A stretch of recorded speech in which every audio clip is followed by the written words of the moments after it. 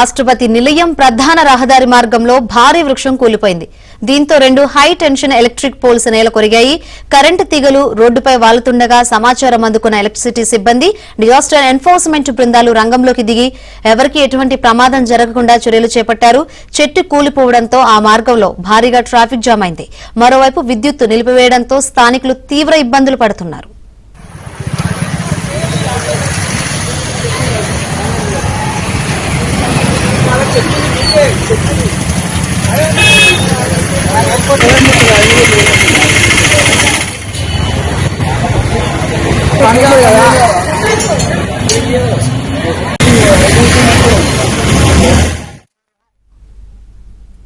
రంగంలోకి దిగి ఎవరికీ ఎటువంటి ప్రమాదం జరగకుండా చర్యలు చేపట్టారు.